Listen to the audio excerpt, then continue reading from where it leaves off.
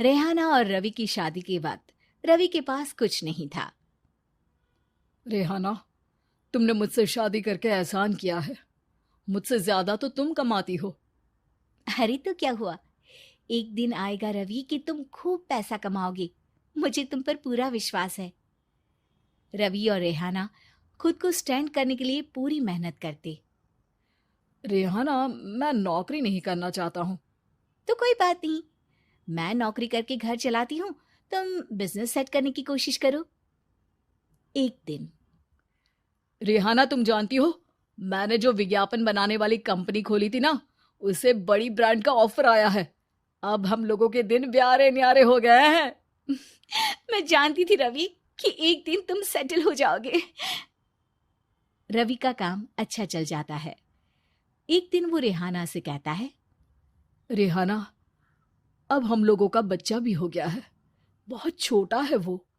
उसका ख्याल कैसे रखेंगे हम? कैसे क्या, मैं गांव से माँ को लेकर आ जाती हूँ। नौकरी से हाफ डे ले लिया करूंगी। अभी तो वो छोटा है, स्कूल जाने तक मैं मैनेज कर लूंगी। देखो रेहाना, मैं अब अच्छा कमा रहा हूँ। तुमको नौकरी करके परेशान होने की कोई जरूरत नहीं है।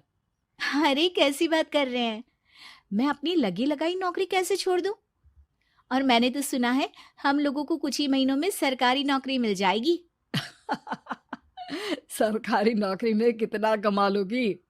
उतने में तो मैं ड्राइवर रख लूंगा। रेहाना को रवि की बात का थोड़ा बुरा तो लगता है। कम से कम मेरी नौकरी की इतनी बेइज्जती मत करो। भूल गए, इसी नौकरी के बदौलत तुमने अपना बिजनेस खड़ा किया है। अरे वो तो मैं किसी के भरोसे भी कर लेता। देखो, अपने बच्चे को संभालो, घर का काम करो। अब बाहर जाती तुम अच्छी नहीं लगती हो। रेहाना रवि के कहने पर नौकरी तो छोड़ देती है, लेकिन अब बड़े से घर में उसकी कीमत किसी नौकर से कम नहीं होती। एक दिन रवि का दोस्त आता है। भाभी, हम लोग तो आपको तब से जानते हैं जब से आप लोग शादी होकर इस शहर में आए थे। आपकी बदौलत ही सारा बिजनेस खड़ा हुआ है। ये किस्मत तो आप ही की है भाभी। हाँ हाँ भाई, हमारी मेहनत तो कुछ है ही नहीं। अरे होगी, लेकिन भाभी की किस्मत के आगे कुछ नहीं।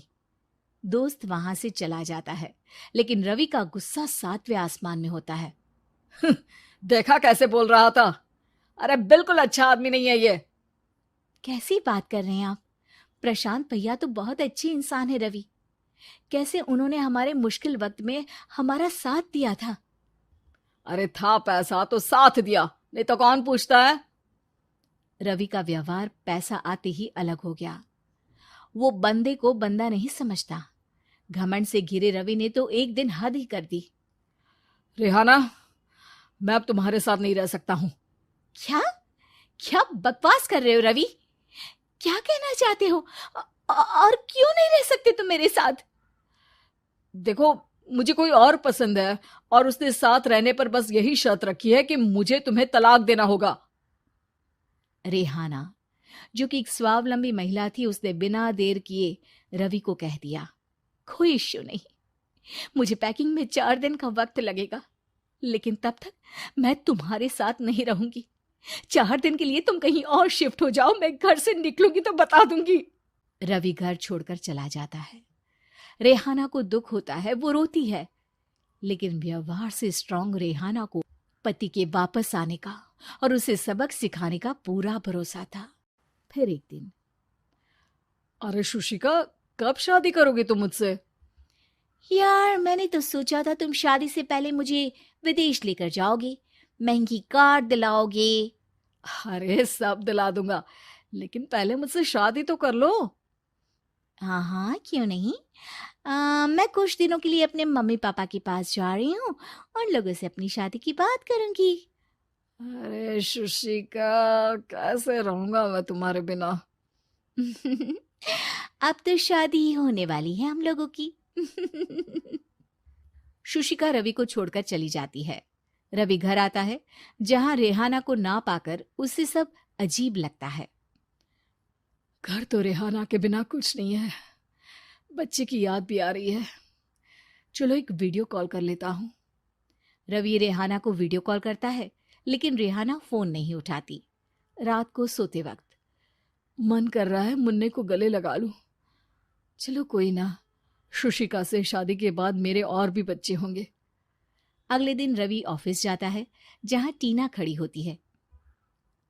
सर, आपने अपने नए ऐड के लिए मॉडल की रिक्वायरमेंट डाली थी ना, मैं उसी के लिए आई हूँ। रवि टीना को देखकर खुश हो जाता है। अब शादी हो गई है तुम्हारी? नहीं सर, बस अच्छा सा हैंडसम और अमीर लड़का देख रहे हैं मेरे मम्मी पापा। रवि के दिमाग से तो टीना को देखकर शुशिका का ख्याल भी खत्म हो जाता है।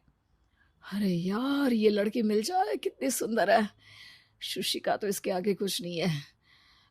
आ, अब क्या तुम्हें ऐसा नहीं लगता कि मुझसे मिलकर तुम्हारी ये खोज खत्म हो गई है? आप ना, आप तो 2 बच्चों की पापा लग रहे हैं। अरे नहीं नहीं, मेरी शादी तो हुई थी, लेकिन बीवी को किसी और से प्यार था, मुझे छोड़कर चली गई। खैर, टीना की दोस्ती रवि से हो जाती है, लेकिन 1 महीने बाद शुशिका रवि के पास वापस आती है। मेरे मम्मी पापा तुमसे मिलना चाहते हैं, लेकिन उन लोगों को ये मत बताना कि तुम पहले से शादीशुदा हो, और हाँ, शादी से पहले अपनी सारी प्रॉपर्टी तुमको मेरे नाम करनी होगी। अरे पागल, अब मैं तुमसे शादी ही नहीं करना चाहता। भला ऐसी लालची औरत से कौन शादी करेगा? तभी वहां टीना आ जाती है। रवि, ये पागल सी औरत कौन है? देखो, तुमने ही कह दिया ना पागल, तो पागल ही है। पता नहीं कौन है, कह रही है शादी कर लो, लेकिन शादी से पहले अपनी सारी प्रॉपर्टी मेरे नाम कर दो। बोल तो सही रही है। वैसे तुम जानती हो, मेरी एक सहेली है, उसके पति ने उसे पैसा आते ही छोड़ दिया, जबकि उसको खड़ा करने वाली ही मेरी सहेली थी। और मुझे भी भरोसा नहीं है। अगर मैं भी तुमसे शादी करूंगी तो तभी, जब तुम मेरे नाम अपनी सारी प्रॉपर्टी कर दोगे। अरे हाँ हाँ, क्यों नहीं, बिल्कुल कर दूंगा। रवि और टीना की शादी की तारीख तय हो जाती है। वो अपनी सारी प्रॉपर्टी के कागज लेकर शादी वाली जगह पर पहुंचता है, लेकिन वहां टीना आती नहीं। रवि टीना को मैसेज करता है। कहाँ हो? सॉरी, मैं तुमसे शादी नहीं कर सकती, मुझे तुमसे भी ज्यादा पैसे वाला मिल गया। रवि को गुस्सा आ जाता है। वो गुस्से से सारा डेकोरेशन तोड़ रहा होता है कि वहां रेहाना आ जाती है। सर, क्या हो गया? क्या डेकोरेशन पसंद नहीं आई आपको? अ, तुम यहाँ क्या कर रही हो? मैं यहाँ की डेकोरेटर हूँ। क्या आपको पसंद नहीं आई यहाँ की सजावट? रवि दौड़कर रेहाना के गले लग जाता है। मुझे माफ कर दो रेहाना।